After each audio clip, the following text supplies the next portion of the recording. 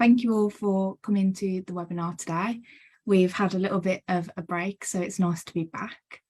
So today's webinar is all about CLL and basically what you need to know about managing a compromised immune system and you know how your medical team can help you to do that. So we'll just do a little bit of housekeeping. So we aren't going to be taking any questions directly, but please feel free to put them in the chat.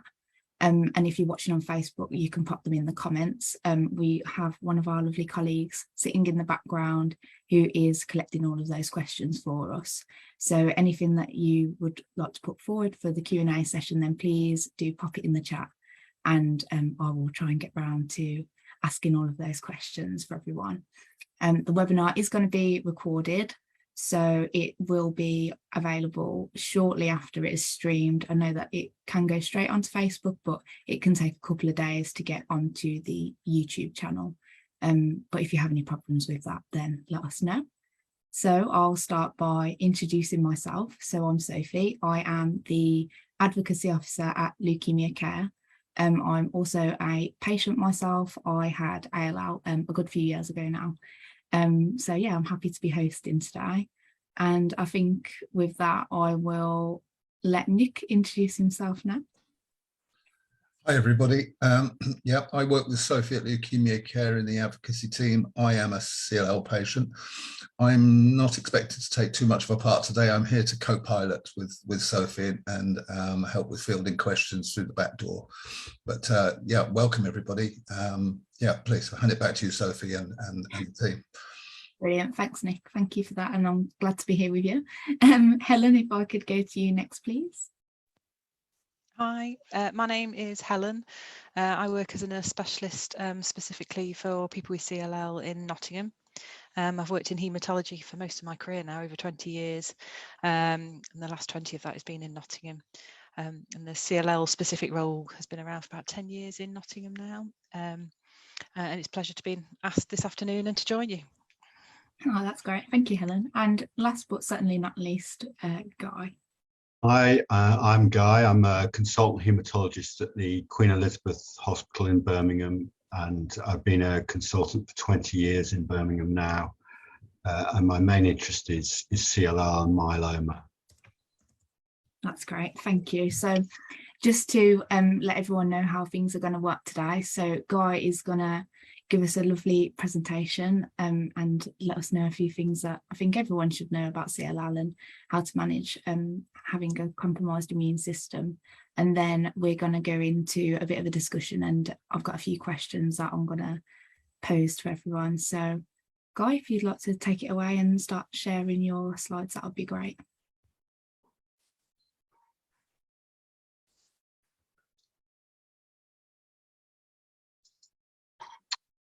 Hopefully you can see my slides.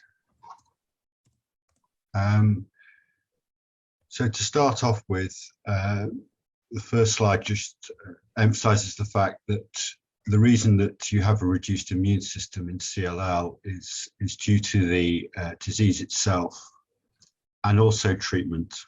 So it's a combination of both together that lowers the immune system. Guys, sorry to interrupt. I can't see your slides at the moment. Do you want to try the screen share again?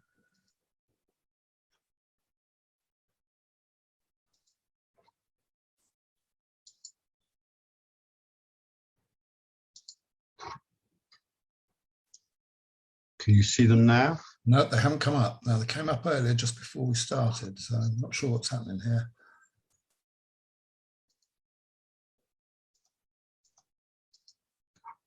When you click on the share screen at the bottom, is that pulling up your slide deck for you to then share? Now? No. Here they come.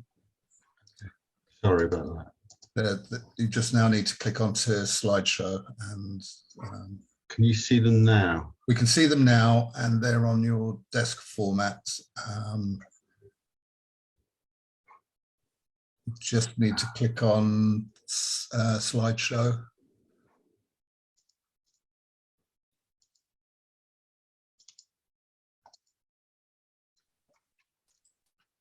Yeah, I don't know how to do that. Don't worry. Coming up on one screen, but not. I've got two screens. You see. Okay, so you're having a challenge with the screens there. We can. I think everybody can read the slides because they're not very full slides. So there we go. You've enlarged that. That works really well. Great. Thanks.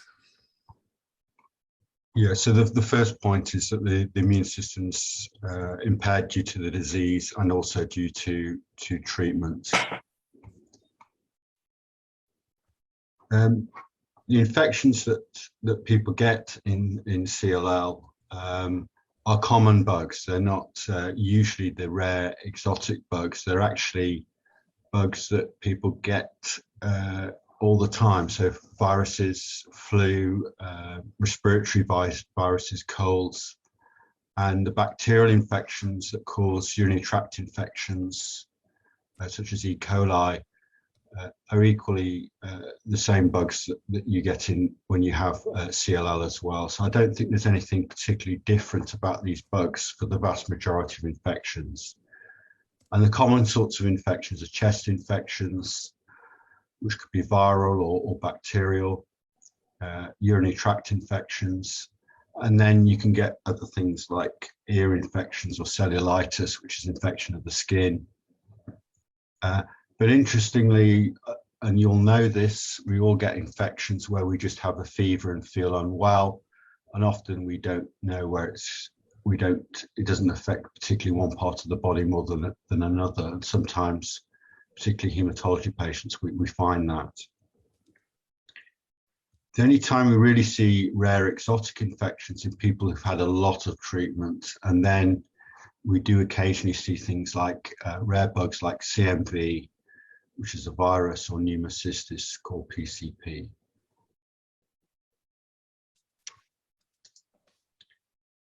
One challenging bug is shingles, which is due to a virus called herpes zoster.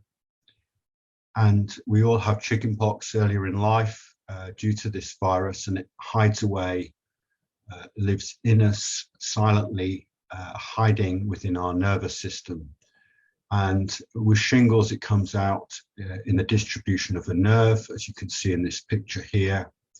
It's a very nasty, blistering, painful rash, and it's the pain is a nerve type pain, so we call that neuralgia, which is really can be quite severe, and unfortunately it can be very long lasting, and the medical term for that is post-hepatic neuralgia. And the drug acyclovir is often used prophylactically to try and prevent this happening. And there is a shingles vaccine now as well. Importantly, it's a vaccine that we can give to patients now. For many years, we didn't have a vaccine that we could give to CLL patients. The immune system is complicated. For a start, we have skin, we have our gut system, which acts as a barrier, actually. We all produce mucus, and that engulfs and takes away bacteria. And then obviously we have cells that can eat, what we call phagocytosis. And we have antibodies, which are proteins in the blood that bind and remove foreign material. We have two types of cells that engulf cells. We have neutrophils, which I always think of as bobbies on the beat. They're going around. They're not particularly specialized, but they will tackle anything they come across. Whereas lymphocytes are much more specialized cells. They're more like this, the FBI, and they're only focusing on one particular bug, if you like. So they're much more effective, but much more specialized. The immune system needs to be controlled. If it's excessive, then you can get too much damage. And obviously, if it's not enough, then it's not working. And you have cells that try to control the immune system as well, either dampen it down or help it to respond.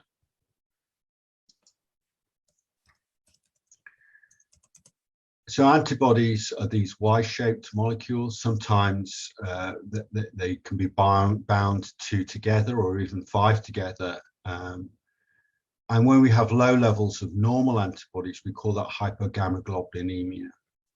And that's very common in patients with CLL. And it can get worse over time. And it affects all normal antibodies that we have in our blood. As well as that, you can get defects within the immune cells, such as T cells, which are lymphocytes that will, as I've mentioned, will eat up and destroy particular bugs. And then you can also have low levels of the cells, as well as them not working particularly well. What's important is that this is affected by treatment as well. But you need to remember that when the CLL is controlled, actually the immune system can improve as well. So it's not something that's fixed in time. And often patients, for example, who've had chemotherapy or drugs like ibrutinib, for example, their immune system actually does get better over a period of time. The risk of infection does vary between one patient with CLL and the next. It's much more likely in people who've got more advanced CLL, who've got more disease, patients where the disease is active at the time, and people who are on have had more treatment. So, you know, more than one different type of treatment over a period of years. And then we need to be mindful of the fact that the patient factors as well as the disease. So the older you are, the weaker your immune system is. So your immune system, my immune system, as I head towards retirement, it will becoming weaker. And we call that immune senescence. It's a natural part of aging, unfortunately. Like most things in the body, it doesn't work quite so well when you're 70 or 80. Another important factor is whether you've got underlying diseases already. In particular, things like lung diseases, emphysema, for example, then that's much more concerning if you've got chest infections, and you're probably more likely to get chest infections because you've already got a damaged lung tissue, for example.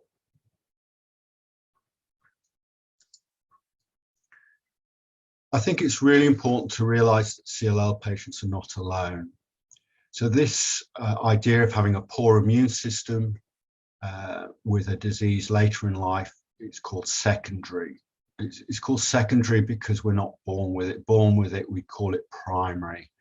But there's loads and loads of different conditions now where patients have got a poor immune system. It's not actually, I put on this slide, it's not just cancer. So patients with rheumatoid arthritis, for example, they're on all these fancy drugs, biological treatments that are suppressing the immune system.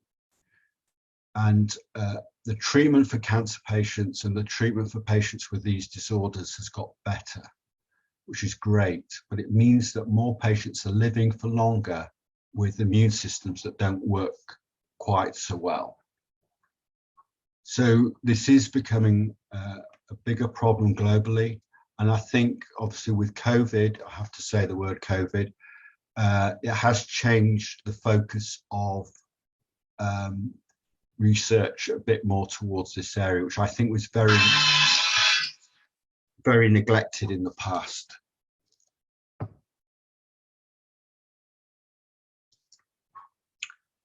The immune system is complicated, but one of the beauties of the immune system is that it has memory. So it can adapt, and by that, if it's exposed or sees a foreign bug, then the next time it responds more quickly and more effectively. And that's why we vaccinate. This is why vaccination is so important.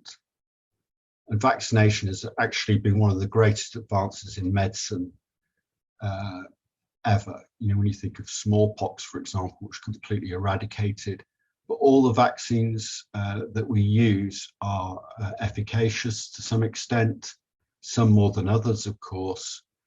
But it allows the immune system to be more prepared and more ready, and it can make a huge difference to our outcomes. So what should we be doing as doctors? And I've got to be honest with you, I'm not sure we were particularly good at doing this, or still are to some extent. It's an area which is often a little bit neglected. If you go to big meetings about cancer, any breast cancer or any treatment, it's usually focused on the new drugs or expensive treatments, and there's much less on supportive care, I think. We should be checking antibody levels. We should be encouraging vaccination. And there is an issue, I think, because vaccination is traditionally done in primary care. So it means that actually we're relying on primary care to give vaccinations. And we recommend vaccination against pneumococcus and also obviously flu and the COVID vaccines. You need to avoid live vaccines. So some vaccines include bugs that are still alive. They're usually, you know, for traveling abroad. So most of those sorts of vaccines. But the one that was live historically was shingles. And more recently, we've got a new vaccine that's actually can be given to patients with hematological malignancies that are having treatment, and that's called Shingrix.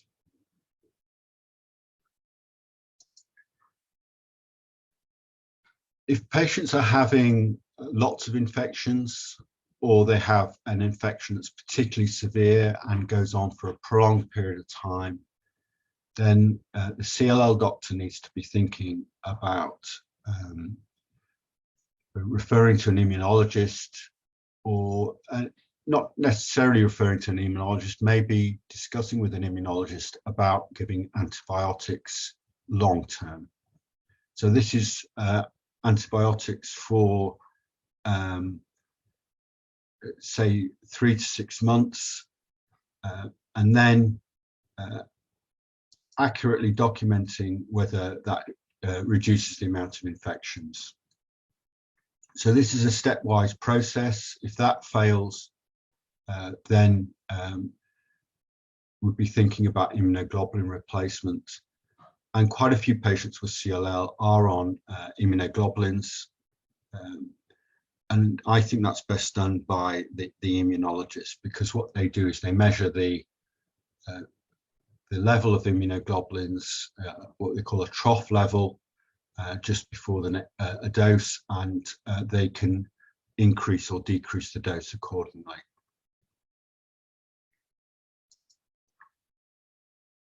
This is research that we did in Birmingham, and where we looked at antibody levels against particular bugs. So rather than just looking at the whole total amount of immunoglobulin, we looked at antibody levels against, say, tetanus or diphtheria or Haemophilus or meningococcus, and these are all different types of pneumococcus, and you can see that the levels are actually lower for patients. And actually low levels of antibodies against particular bugs can be quite low, even when immunoglobulin levels are reasonable. I think there is a problem in the UK about who takes ownership for vaccination and communication between GPs and haematologists, and making sure that that pathway is robust.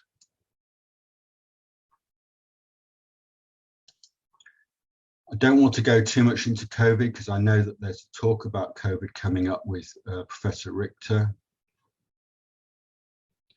And I think there's a lot of uncertainty at the moment because of the different strains of COVID. The current one, of course, is causing relatively mild disease for the vast majority of people. But that may not always be the case. And we know, we've seen over the last 2 years that COVID variants come and go, and they have different properties and they're different virulence as well. We still have patients. I had a patient I saw this morning who is symptomatic and required hospitalization. So it is still an issue. But I think the data and information around the estimates of the risk of being coming into hospital is very hard to know at the moment. Guys, sorry to interrupt. I can't see your slides again. We seem to have lost your slides. Oh no.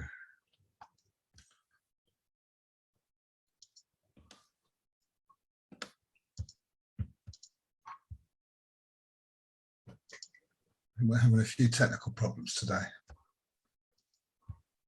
Oh, here they come. They're coming back. Yeah. Sorry, I don't know how long they were missed because I was busy in the back room. Apparently, we've got a problem with chat as well. Everybody's raising hands. Sophie, I don't know how you're going to have to pick this up. I can't seem to pick up everybody, get everybody online with chat at the moment. There's a few raised hands under participants at the moment. All right, I'll have a look. Just quickly about COVID, I don't want to spend too much time on this. We don't look at T cells really very much when we talk about response to COVID, and that's more an area of research than something that's done routinely in laboratories, and clearly that's important when you're looking at responses. And Helen Parry recently published a paper showing that patients on ibrutinib have very good T cell responses to COVID. But there's lots of questions, I think, around vaccination and that which we can talk about. And these are sort of issues that we'll talk about, I think, in our chat about risk and how we manage that, making sure that we vaccinate, and also vaccinating household members is important, and how we manage personal risk.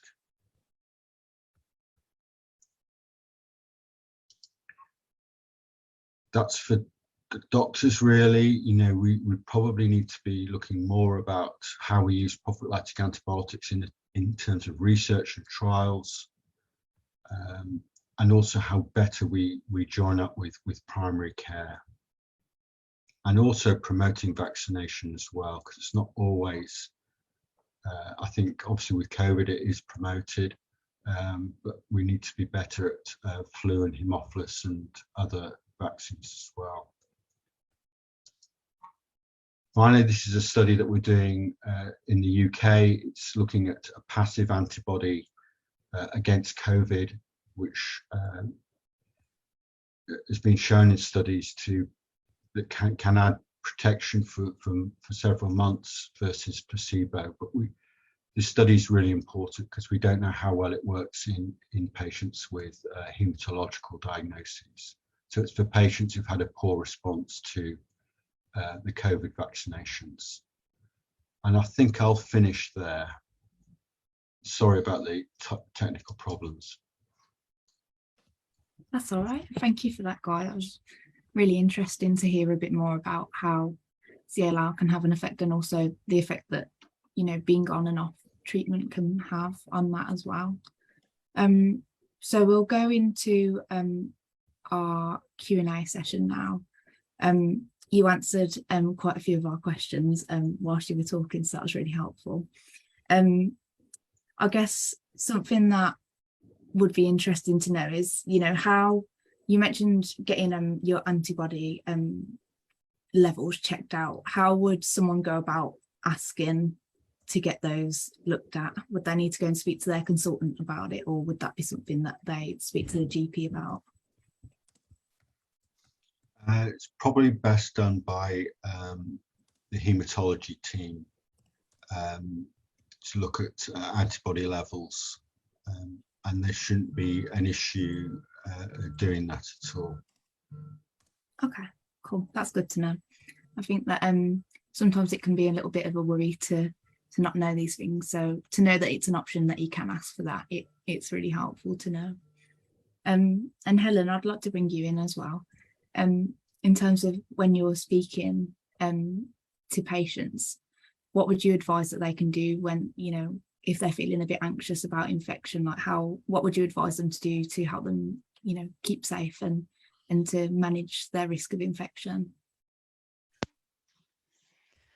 I think sometimes it can be a really difficult conversation, and it's very personal to lots of patients and very different in how safe they feel and what they feel safe doing, especially coming out of COVID. I think it's made people very, very anxious, and understandably so.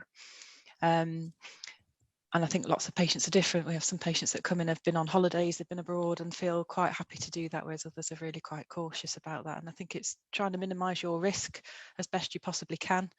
And being sensible really, and what people are probably already doing and don't really realise it, that they're avoiding going out when it's really busy, just being careful where they're going, making sure if they are meeting up with friends that no one's got any symptoms or stinking colds, which seems to be just starting to show their heads again at the minute, just to make sure you're trying to limit your risk as much as you possibly can, really.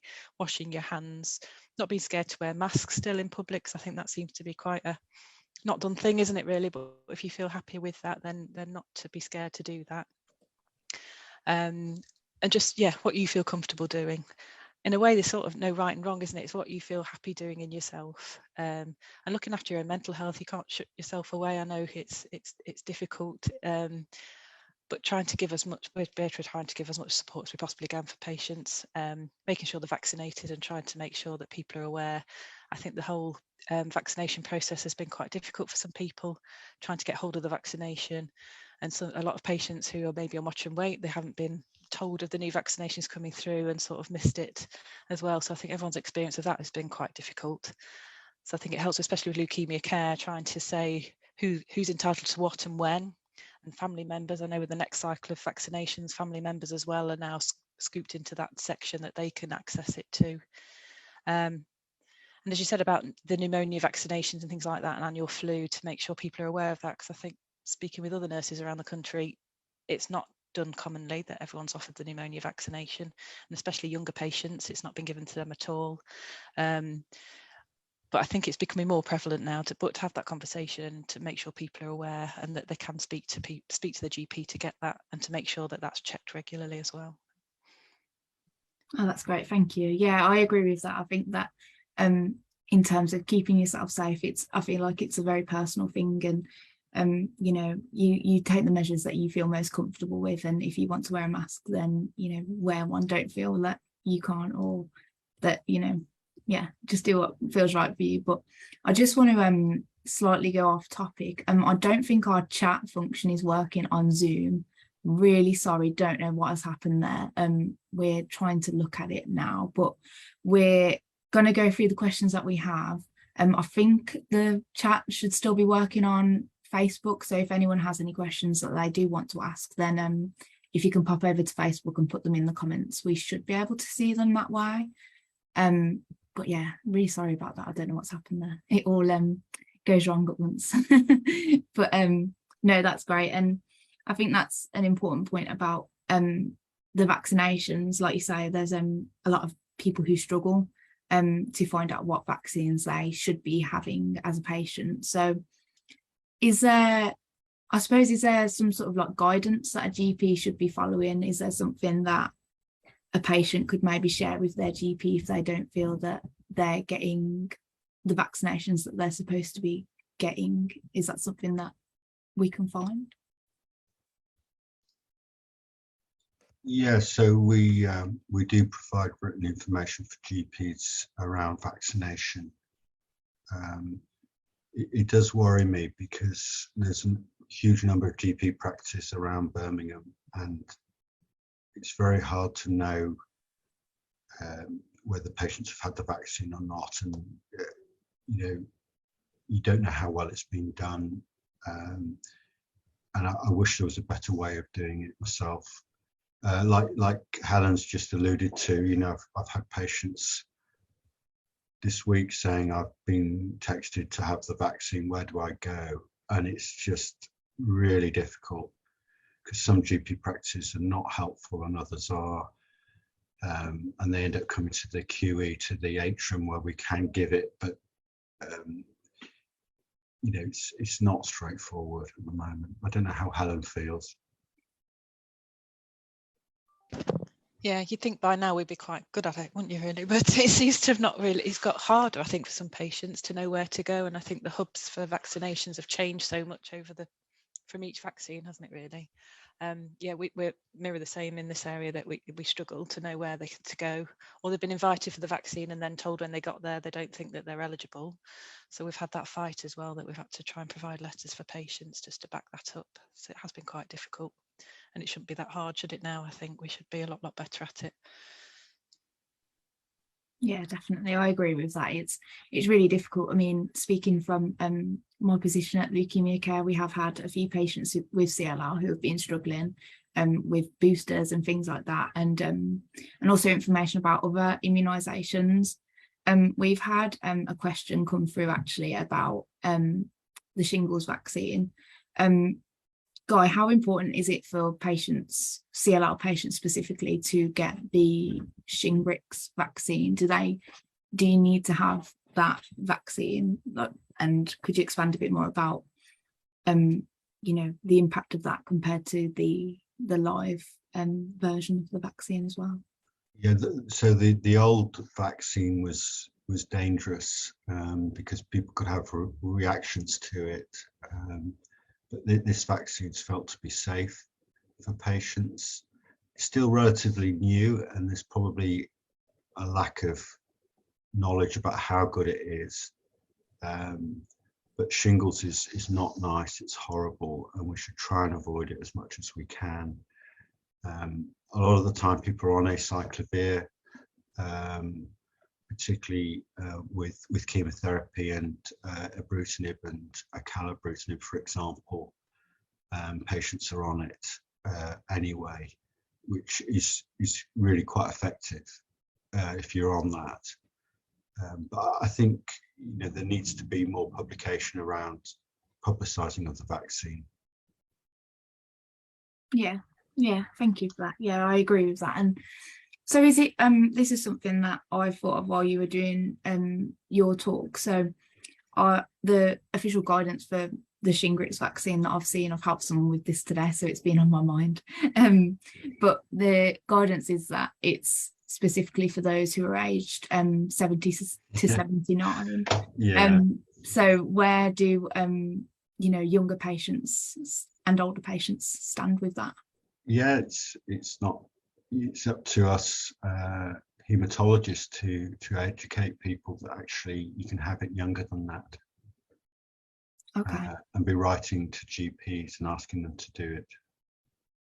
Okay, yeah, that's really good to know from an advocacy point of view, because we have had patients come into us and saying that they've been refused because they're not old enough to have it. So no, that's really interesting to know actually. So thank you for that. I'm just having a little look at what else we've got. I mean, staying again away from COVID vaccines for the time being, but are there sort of specific timings and sequences that people should be having these vaccines in, or again should they double check with their GP what they've had and when they've had it, and maybe see if they need to be boosted on anything? Yes, the flu is once a year, and the vaccine changes every year as they modify it to predict what the flu is going to be that year. But pneumococcus is usually for a healthy person it's every 5 years, but it may be less for a hematology patient. And okay. Timing is I think you just need to have it. It may be reduced a bit by chemotherapy, the efficacy of it. But interestingly, the data coming out of COVID is it doesn't always have that much of an effect, and it's rather better to have it than wait too long, I think. Okay, yeah, that sounds good. Sophie, could I ask a question a second? I was Oh, just yeah. don't know if people are aware of the current British Society of Haematology guidelines and the work of the UK CLL Forum. I think they've created a vaccine passport with the support of CLL support that highlights the type of vaccine. I think that was part of the question as well, Helen and Guy. If you're able to talk to the type of pneumococcal vaccine and sequence that is advised for CLL patients. I'm personally not sure with regards to getting access to the information for GPs on the vaccine passport, but maybe Helen or yourself, Guy, could actually just elaborate on what, because a lot of the problem patients have is actually getting the right type of vaccine, which is sequenced, I believe, using a vaccine that's more suited to younger patients. So it's a Prevnar is the one that is recommended for the pneumonia vaccine, and it's better than the Pneumovax, but we tend to give Prevnar first, and we give Pneumovax. I think it's about 2 months later, because that gives a bit broader cover as well. But the Prevnar is a stronger vaccine, and that should be given first. And the Shingles vaccine is a Shingrix vaccine. That's the right one. Thanks for answering that. I'm not grabbing things from you there, Sophie, but I wanted to ask a question that I've got burning, and as the chat's not working, I can't help feed them in there. That's no problem. As a longer term patient, I remember the early days when we were always advised that getting the vaccinations up to date early in your pathway was what was most advised, because CLL patients may not respond as well as healthy people do. What is is that still the case? Is that still part of advice? So if you're recently diagnosed, if you're early in your pathway, it's really important, whilst you've still got potentially the strongest immune system that you're likely to have in your pathway, to have your vaccine, make sure all of your vaccinations are up to date early. Yeah, that's crucial. It's much better to have it as soon as you can, rather than wait till later on. So, your immune system might decline over time. It's most likely it will do that. So having the vaccination when your immune system's at its best is important. Thanks for that. Sorry, Sophie, I was just, I couldn't get a question. For some reason, I've got to apologise to everybody. We're doing everything in the background. We've never experienced this before, but chat has stopped working on Zoom. Yeah, it's so strange. Yeah, but no, Nick, that's absolutely fine. I think that was that might have been a question that a few people might have been thinking about, as well as yourself. So I think that another thing as well, like in terms of vaccines, like not only for yourself as a patient, but how important is it that your family members also get vaccinated? Should the people who you live with be vaccinated against flu seasonally? Like, will that help to protect you as a patient, I suppose?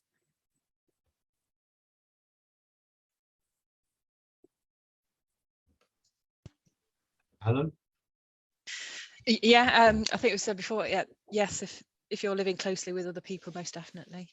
I think some people ask about children, because the flu vaccine that they have is a live vaccine. I think we get asked that question sometimes, and it is quite difficult. I think some of the data shows that you try and keep your distance, but that's virtually impossible, isn't it? If you're a parent and you've got a young child, we've had a patient recently, and we said if you can keep your distance. I know they'd looked into getting the non-live vaccine for their child when they were having treatment. They were on active treatment. They hadn't BR at the time though, so but most definitely, if your family members can get protected as well, the flu vaccination, the COVID vaccinations and things, it gives you that added protection as well, that they're not bringing into your home, really, that you're living closely with. But most definitely. That's great, thank you. Sorry to skip back again to Shingles, but we've had another question about that through from Facebook. Someone has asked, how often does that jab need to be repeated? Is there sort of, is there an amount of time in between where you have to get a booster, or is it just a sort of one-time thing?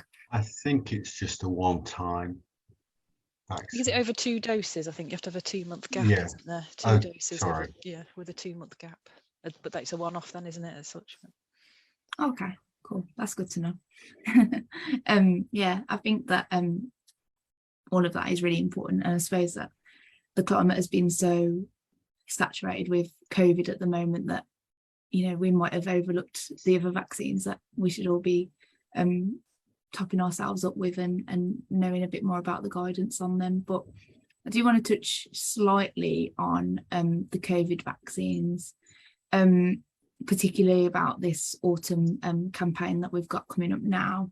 In terms of responses, I know we've touched on this earlier, but does the COVID jab mount a response for CLL patients, or is it, well, I guess it's a bit more complicated than that, and it is down to individual circumstances, but is there like an overall consensus of response?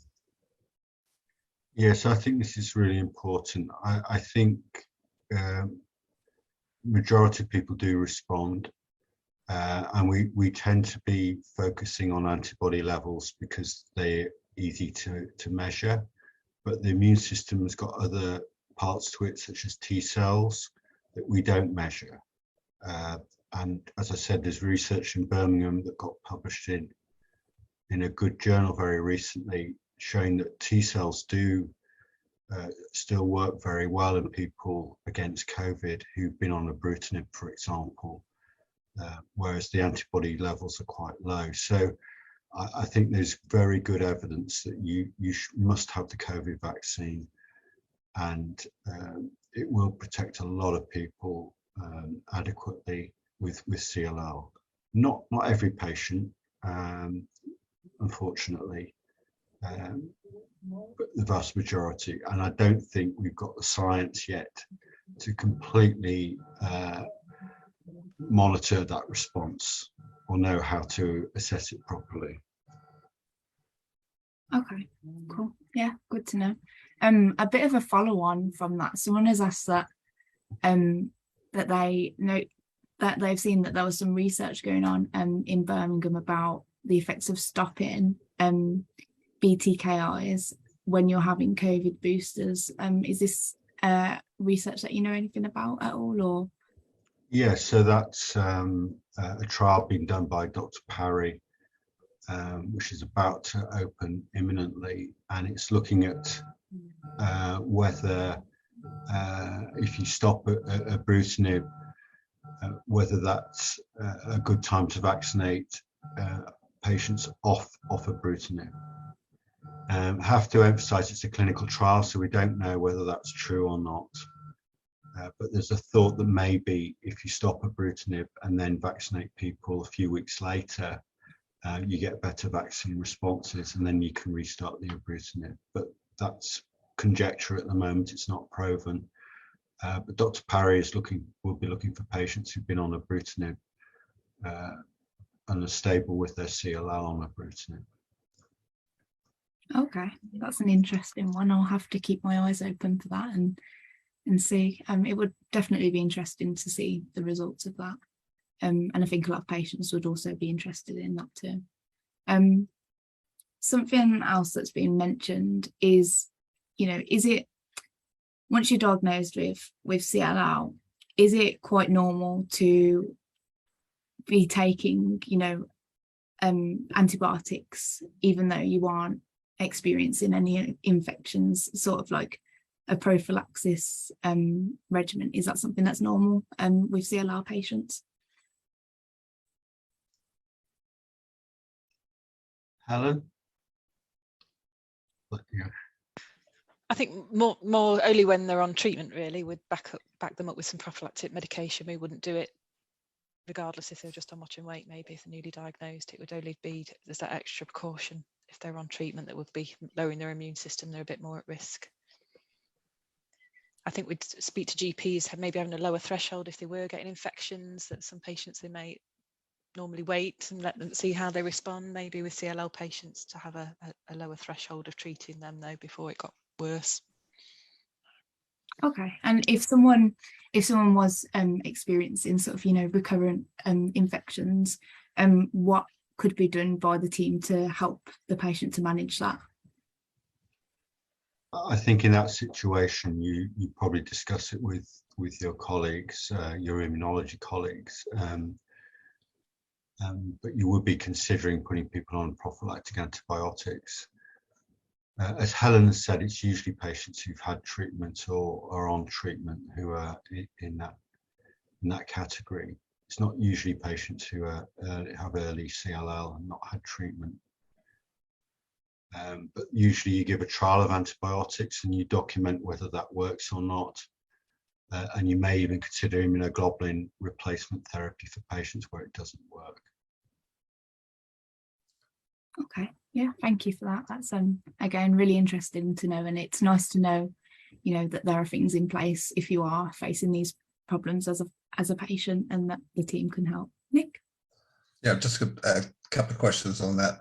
Am I right in understanding that in terms of criteria for immunoglobulin access, you know, for example, if you were late stage CLL not treated, but you were hypergammaglobulinic, you would still have to go through the trials on antibiotics to see if they work for you, or have been either hospitalized or contracted serious infections before you were accepted for immunoglobulin? I think people will be asking that question because I think there are hoops and criteria that have to be met. I don't know if you're able to share that. Yeah, so that's a great question, Nick. So immunoglobulin is expensive and it's in very short supply at the moment. So every hospital will have a panel called it's an immunoglobulin panel of people. So Professor Richter, for example, is going to speak to you next month, I think. Monday. She's on that panel. So you have to get approval to get immunoglobulin, and the Department of Health actually has told us what we need to do for that. So people do have to go through this stepwise thing of looking at antibody levels, having vaccination, and being on antibiotics for 3 to 6 months before the panel will consider whether a patient should have it or not. So it is quite strict, unfortunately, to get access to IV immunoglobulin or subcutaneous immunoglobulin.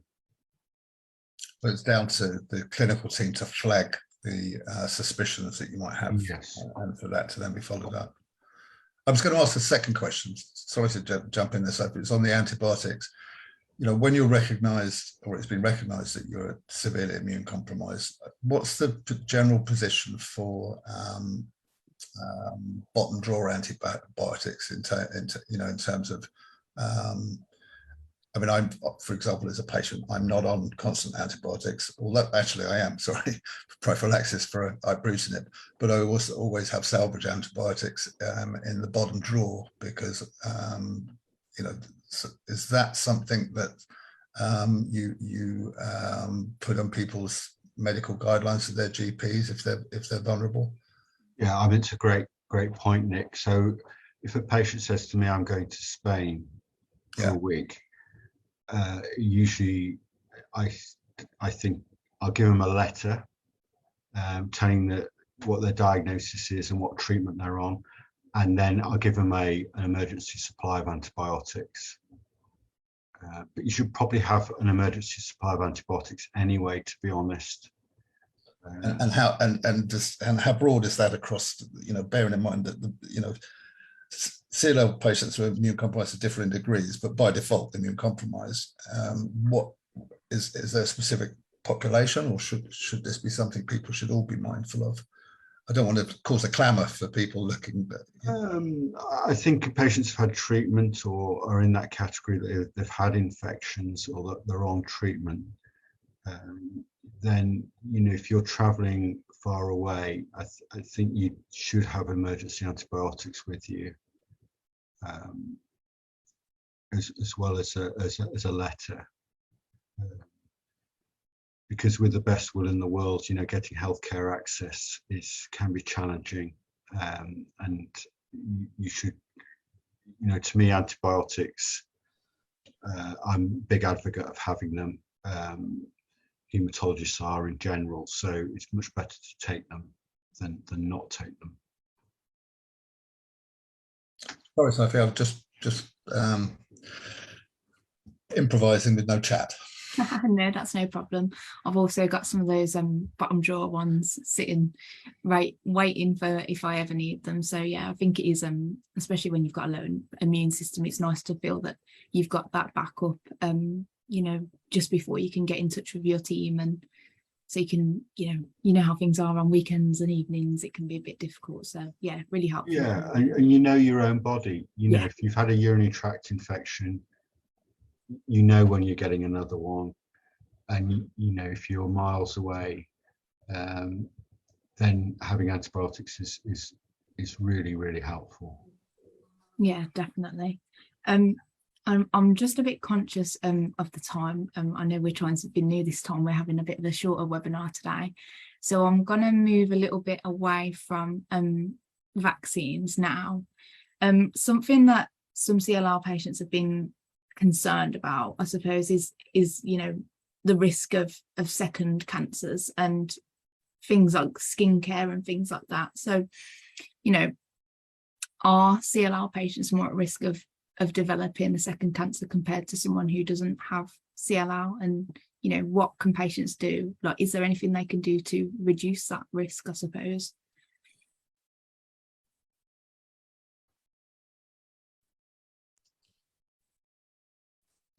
Who's going to grab that one, Helen or Guy? We do see skin cancer, especially. I think it's more common with people with CLL. We do see quite a lot of that, I think, hand in hand. But I suppose it's also an more elderly population as well. So it sort of goes hand in hand sometimes as being more common. I think we always advise about, for anybody really now, but especially if you've got CLL, that you're careful in the sun, that you wear sunscreen or hats and things just to try and protect yourself from direct sunlight, just to try and reduce your risk. And any suspicious lesions or anything like that should be looked at and flagged up. Yeah, it's usually basal cell carcinomas or squamous, which are the thankfully not so much melanomas, but nevertheless, I agree with Helen. You have to be really careful with your skin in terms of sun exposure. Brilliant. Yeah, I think that's good advice. I know that it's something that has been brought up to us a few times, and I've seen it in some of our Facebook groups that patients have asked questions about the risk of skin cancer and the things that you can do to protect yourself. So yeah, really important. And obviously, like you've said earlier, Guy, your own body, and when something isn't quite right. So it's always important to go and get checked out when something isn't normal for you. And just to generally look after yourself, and if you've got any issues, then to approach your team about it, and to not be worried about bringing these things up. I always say that nothing is a silly question. There's always things that we can all think about at 2 o'clock in the morning that wake us up, and anything is good to ask, in my opinion. So in terms of information and support from your care team, what can you do to Helen, I suppose I'll put this to you, what can you do to support patients when they're feeling a bit anxious about things, and they're feeling that they don't have all of the information? How can you as a CNS support them to find out where to find that information, I suppose? I think it's been there as a point of contact, really. I think a lot of people are scared to ring you because they think you're too busy. So it's trying to make sure people actually know to use you. And I know there's some patients that don't have access to CNSs and things. So, and that's where the charities come into play and are really, really helpful, that you've got that extra bit of support. to give information. And as a CNS, we don't know everything either, so it's trying to signpost and find out, really. We'd like nothing more than to try and solve everyone's problems if we possibly can. So, but if we can't do it, then we'll go and find someone that can, really, and help as much as possible. But I am very aware that there are people in the country that don't have that support, so I think it's difficult then to find out, and people find it difficult to speak to the GPs and things. I think that's got really, really difficult. So that has had a knock-on effect. But not to be scared to ask, and it's sometimes that throwaway comment at the end of a clinic appointment that can be the major bit of information that you need, actually. So it's just to make sure that you write it down even before you see your doctor. If you've got that time, write everything down, even in the middle of the night, have a piece of paper there, write down what your thoughts are, just to make sure that you ask it when you get that chance, really, and not to be scared to ask. Yeah, definitely. I agree with that. I always, when I speak to people about, asking questions to the nurses and consultants, I always say, keep that piece of paper and that pen next to your bed, because you might wake up in the middle of the night and think, oh, actually, that is something that I want to ask, and, just jot it all down and take it into the appointment and, ask anything that's worrying you. Because, we all want a bit of reassurance sometimes, and, I think we're all a bit conscious that we take up people's time and that, we don't want to be a bother, but, that's definitely not the case. And especially like in terms of the charity support, Leukemia Care, we're always here. And if you have any questions and you can't get in touch with anyone, then you can always pop us a call or an email, and we're always happy to try and get you the right information. So yeah, that's great. I think I might try and wrap up here. I know we haven't gotten around to answering all of the questions. I'm really sorry, and I'm really sorry about the chat issue with Zoom. That was very strange, but if anyone does have any questions that they would quite like answering, please do pass them over to us and pop us an email, and we'll get round and hopefully we'll get you some answers to the things that are bothering you. So Nick, if you'd like to put those slides on, that would be amazing. I will do. Any parting shots from the panel for everybody before I share the slides and Sophie talks through them? Obviously, I've picked up one, which is keeping up to date with all vaccinations and keeping aware of your own body, noting any susceptibility to repeated infections, keeping an eye on your skin. It's all very hard in this environment at the moment because COVID is in the way. Everybody's trying to avoid COVID. But I'm just mindful for everybody. It's very difficult at the moment. So make sure you talk to your healthcare professionals or to the charity. I'm going to hand this over to you now and see if I can find the share button. I think I found it. I've just got to apologize to everybody. I've flown this ship many times before for Leukemia Care, and I've never experienced as not having a chat. So humblest apologies to everybody else. It's just been totally unavoidable. And here are your slides. Thank you, Nick. Yeah, again, it's really unusual that this has happened to the chat. This has never happened before, so very strange. So start with some slides. So in terms of information from Leukemia Care, obviously you're watching one of our amazing webinars. We do tend to run them quite regularly, and we cover quite a wide range of topics. So yeah, keep in shop for those because they're really good. We also have our newsletter and our magazine, and we also do regular podcasts, and we are quite active on social media. So any updates, you'll always get the latest from us through our social media posts. And of course, our website as well. We keep that very up to date with what's going on. So in terms of next webinars that we've got coming up, we have got our COVID update coming up on Monday. I think my lovely colleague Ella is helping out with that one. So yeah, we should have lots of good information with that one. And also we've got another CLL one coming up where we're talking about treatment. So again, should be an interesting one. Make sure you register for them both. Should be some good chats going on. In terms of information, we've got our booklets, which are amazing. We've got so many of them on our website now. I particularly recommend the emotional impact of blood cancer one. It's so good, and it can really help you to make a bit more sense of some of the things that you're feeling when you're going through this crazy pathway in your life. There is, and one of our newest book is the CLL SLL broad booklet. That's in a new format. It's really quite helpful. I can vouch for that as a CLL patient. And there is also a booklet on active monitoring as well, which is something we all find very hard to get our heads around. Yeah, definitely, really good. Our magazine, we have a quarterly magazine, and we're currently in the process of getting our winter one sorted out, but you can still get a copy of the autumn edition now. So you can get that online and you can subscribe to that, so we can send them out to you, which is really good to have coming on your doorstep. And then we've got our amazing support services, the helpline and WhatsApp service. I personally run the WhatsApp. If you don't feel like physically talking to someone, you can just pop a message over there and I can get back to you with whatever support that you need. And obviously, of course, you can call the helpline whenever you need to. We also run loads and loads of support groups. These are both national and also local ones, and we are running a range of, some face-to-face and also keeping some virtual as well, because we know how a lot of patients feel about being a little bit anxious about getting back to face-to-face. So yeah, we try to keep them a bit hybrid at the moment. We've also got welfare advisor, which is my colleague Lisa, and advocacy support, of course, that is me. And we also have our counselling fund and things like that, which are all brilliant sources of support. The national groups that I just mentioned, we do have one coming up in November.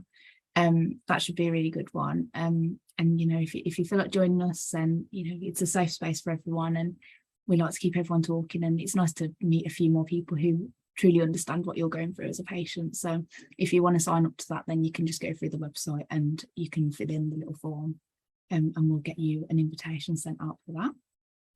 Buddy scheme, if sometimes it can be really hard to talk to people who don't have the condition that you have, because it's hard for other people to truly understand what you're going through as a patient. So we run the buddy scheme where we try to match patients up with people with similar diagnoses, and they can support each other and have a chat over email or over the phone, and it can be a one-off thing or a regular call. So I think it's really nice to be able to do that. So if you do want to know a little bit more about that, then you can get in touch and we can get our buddy coordinator to send you a little bit more info on it. Advocacy service, again, that is me. I know that Ella's going to cover this in the COVID webinar next week, but if anyone's having trouble with getting antivirals and things like that, please do get in touch with us. There are things that we can do to help. And in terms of if you're struggling to get other vaccinations, including your COVID jab as well, just pop an email over and we'll see what we can do to support you with that. We've also got, as I said earlier, our welfare officer at the moment. Unfortunately, the hardship fund that we had has been closed for the time being, but we can still help out if you need help with applying for benefits or finding out what you're entitled to. The counselling fund, we can fund up to 6 sessions of private counselling for anyone affected by leukemia, MDS, MPNs. Really, really helpful. I think it can help you make a lot of sense of what you're going through, and it's just nice to have someone to talk to about everything that you're going through, because it is difficult, and we completely understand that the emotional impact can be massive getting a diagnosis like this. So yeah, for anyone who needs it, that it's there, and you can always call us to have a chat about it if you want to know a bit more information about the counselling fund. And raising money, of course, we totally understand that times are tough for everyone at the moment, but we still love to raise a bit of money so we can carry on providing the services that we do. So if you know anywhere where you might be able to get them to put a collection tin in a little shop, a local business, things like that, let us know. We can send you out a tin, and we can get them in shops. We're trying to do that everywhere that we can, really. A few little community fundraising. We do have some different challenges going on at the moment. We've got Run 50. There's no entry fee for it, and you can choose where you want to go, when you want to do it. It's very much open to you deciding what you want to do. So really good challenge to take part in if you're up for it, or if you know anyone who's up for it. Really good.